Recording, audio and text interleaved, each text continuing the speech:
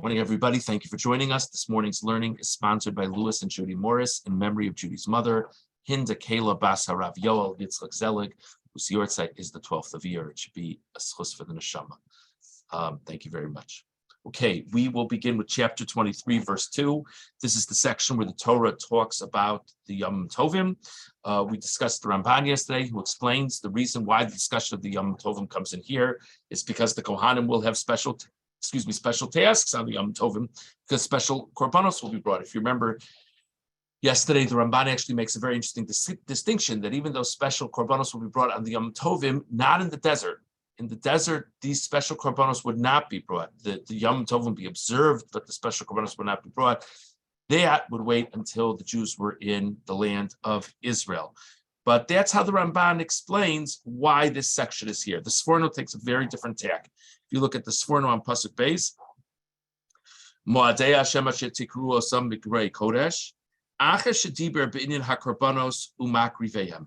After we've discussed various sacrifices and those who bring the sacrifices, she'akavana bohem hashros hashchina b'Yisrael, that the intent of these sacrifices is to bring the divine presence among the Jewish people. Ka'amro olas tamid l'dorosechem pesach o moed lifnei Hashem.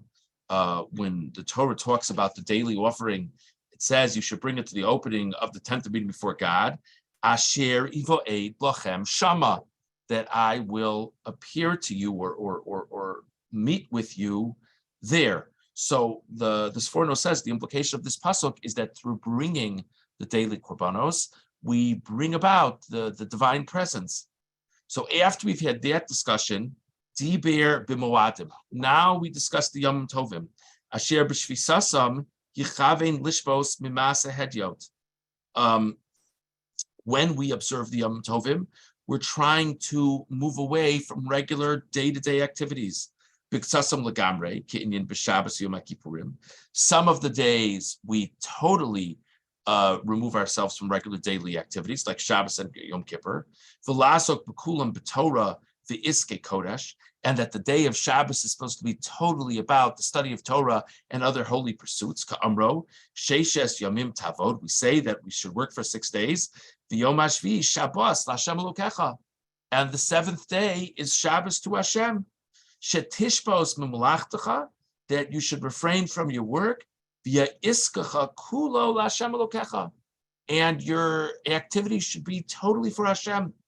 So, I mean, that's, by the way, such a beautiful way to think about a pasuk that we quote regularly, that Shabbos is to Hashem. It says what it means is it's supposed to be a day of total spirituality. On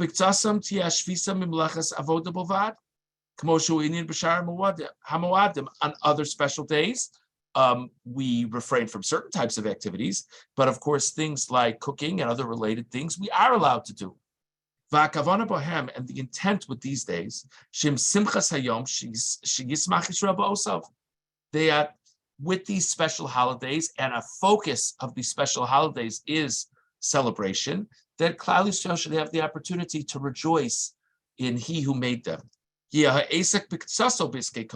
to meet that spirit of rejoicing, part of the day is supposed to be focusing on sanctity. Very famous drasha. That one pasuk talks about this holiday being for Hashem, another pasuk talks about the holiday being for you, and we learn from that it's supposed to be half and half. Part of the day is supposed to be focused on davening and learning Torah, etc. And part of the day is supposed to be focused on physical pleasure. Ubazeh tishra shchina al Yisrael b'li safek. Between days like Shabbos and days like Yom Tov, the divine presence will reside on the Jewish people without a doubt. Ka'amro, Elokim nitzav badas kel, like the pasuk in Tehillim, that God stands in His congregation. That if we act like the congregation of God and we rejoice in being part of the congregation of God, that brings the divine presence. Amar osam moadim shetikru osam bikroi kodesh, perish asifos liiske kodesh. And if you remember, we discussed this yesterday also. The Torah describes Yom Tovim here as Mikroi Kodesh, days of sacred declaration.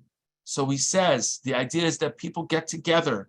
Ki asifas ha'am tikra mikra, the gathering of the people, the language of Mikra means to call everybody together. Okay, And then the final phrase of the verse, Elohim Moadoi, these are my holidays, Haim Osam Hamoadim She'ertza Bohem. If you can live Moadei Hashem, holidays of God, Mikroi Kodesh, that you gather everyone together with the spirit of sanctity, then you're living holidays that I want, says God. These are my holidays. Amnam, Kishalo Tikrosam Mikroi Kodesh.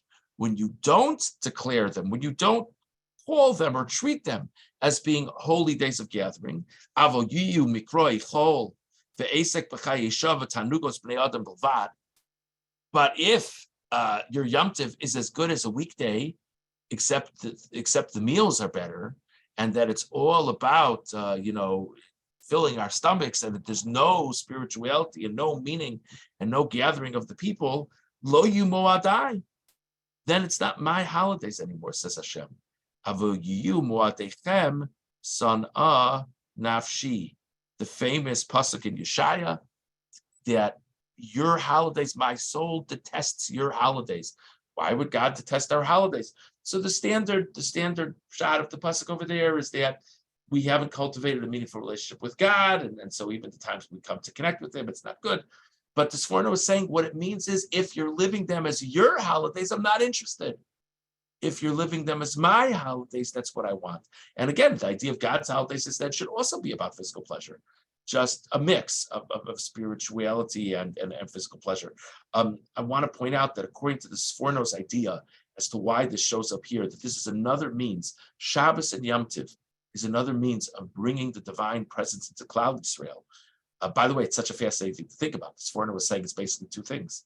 It's korbanos, and then on a related scope at Shabbos and Yom Tov, we don't have korbanos today. So what we have, obviously there are various mitzvahs that we kind of need to do, but this special force here is with Shabbos and Yom Tov, that it brings the divine presence among us. But it's very interesting, according to this Sforno, why Shabbos is on this list, lest the person think that it's only, because it discusses Shabbos in these psukim, lest the person think that it's only about the special days, the unique days. It's about both. It's about the week in, week out days, and about of Shabbos and the special Yom Tovim, such as the interesting thing that Shabbos is also there. Okay, let's go on now to verse 15. Really, it would really be malpractice if we didn't look at this pasuk. In the discussion of the Yom Tovim, in verse 15, it says, "Usfartem lachem in macharas hashabos v'yom aviyachem es omer hatznufa."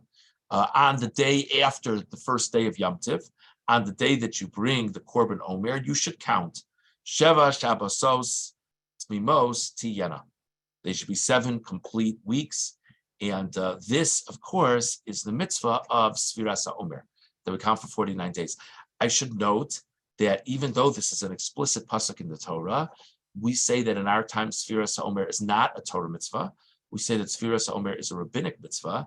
And the reason we say that is the Torah connects the counting to the bringing of the Korban Omer. It's very explicit in the pasuk. So when we don't have a Beis Hamikdash and we don't bring a Korban Omer, so then we don't have the Torah mitzvah of counting Sfira. So like so many other mitzvahs that were Torah commandments times the Beis Hamikdash, the rabbi said we should do it anyway so that we have the practice, so we know what to do. Also, just as in another aside, there's a famous question why we don't say Shechianu when we count the first night when we count Sfiras HaOmer, right? Hanukkah candles, first night you count Hanukkah candles, you say Shechianu. Lulav, Esrog, all these things we say Shechianu if they're like, we don't say Shechianu every night, we like Hanukkah candles, but the first night. So why do we say Shechianu first night of Sfira? So one of the classic answers is because Shechianu is God. Thank you so much for bringing us this time. This is so exciting. It's actually a little bit sad because the whole mitzvah is only rabbinic because we don't have a Beis Hamikdash. So when we think about the mitzvah, it's actually reminding us of something that we don't have. So Shechianu is a little bit out of step. Just an interesting thing. I would like to share with you a Ramban over here. In my layout, it's the second paragraph of the Ramban in Pasuk Tesvav, V'hine. It's about 10 lines or so into the Ramban. V'hine mispar hayomim miyom hatznufa ad yom mikra kodesh ki mispar hashanim mishnos hashmita Ad HaYovel.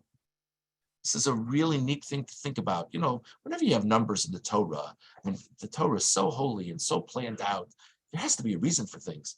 So Ramban says it's not a coincidence that the days between Pesach and Shavuos is the same number years for the Shemitah cycle until it gets to the Jubilee year.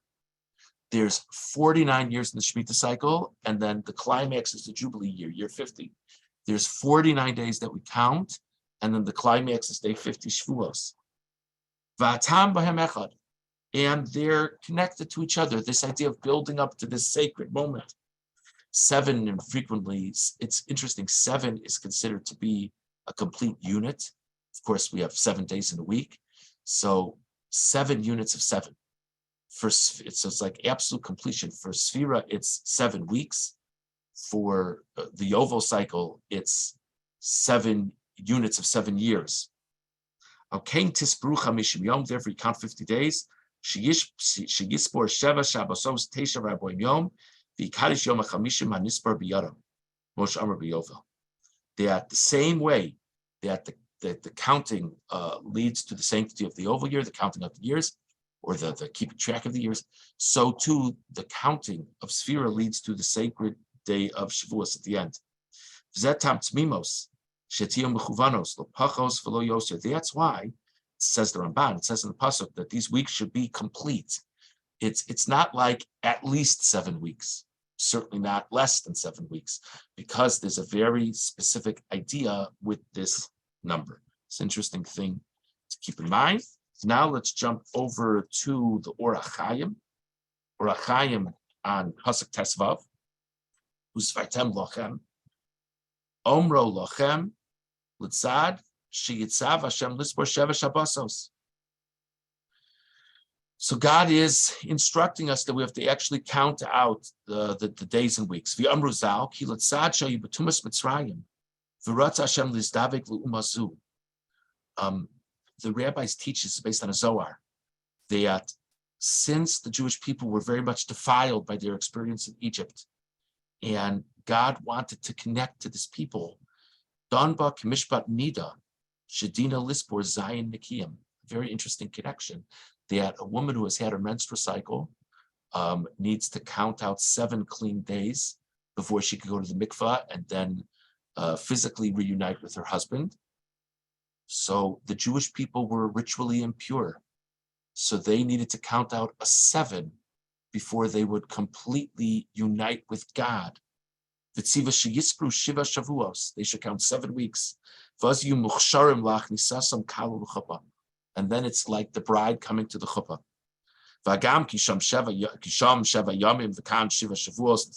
So wait a second, this doesn't fit. The bride or the woman after a menstrual cycle at 7 days. For the Jewish people, it's 7 weeks. He said, the Jewish people were pretty tamei in Egypt. They were pretty impure. We're not talking about one person purifying herself. We're talking about a whole nation. So God said there needed to be more. But he wanted to be related to this number 7, this purification process associated with 7. Okay. Okay. So we discussed this morning the Sforno on the Torah's discussion of Yom Tovim here. We've discussed the Ramban and the Orach Chaim regarding the significance of 7 weeks for Sphira.